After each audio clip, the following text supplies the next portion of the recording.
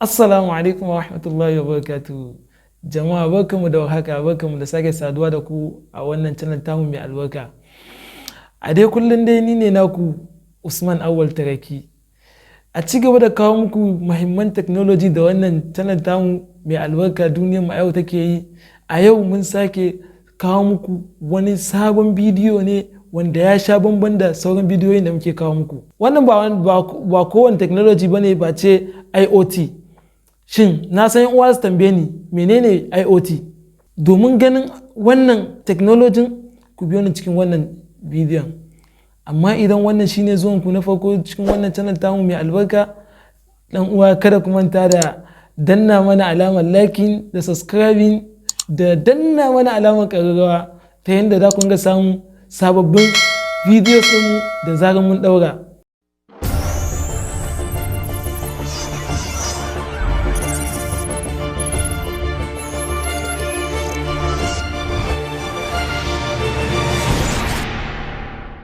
Duba da yadda muka gani yanzu duniyarmu ta riga ta kasance yanzu nan duniyarmu nan gaba da ake sa rai za ta ringa yin ayyukan da mutane ma suke yi, wanda ba sai kai dan adam ka buƙaci wani ya zo ya ma aiki ba. Don haka muka ga ya dace mu kawo muku wannan technology wato na IoT wanda kuka fi sani da Internet of Things, da zai taimaka muku wajen ayyukanku na yau da kullum.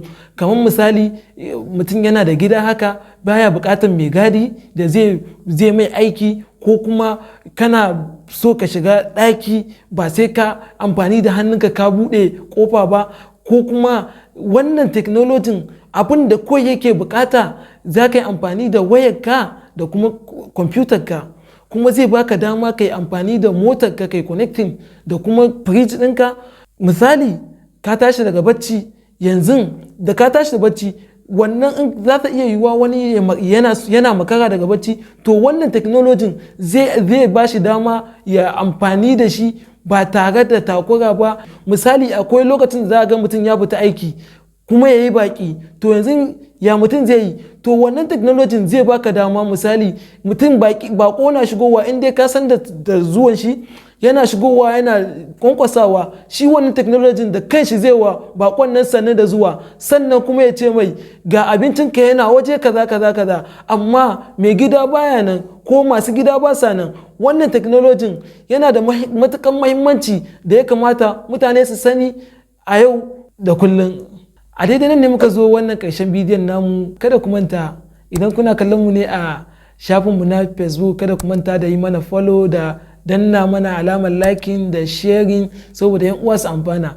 Idan kuma kuna kallon mu ne a YouTube channel ɗinmu, kada ku manta da mana subscribing da danna mana alamar ƙararrawa ta yadda da zarar mun saki sabon bidiyo za a sanar da ku.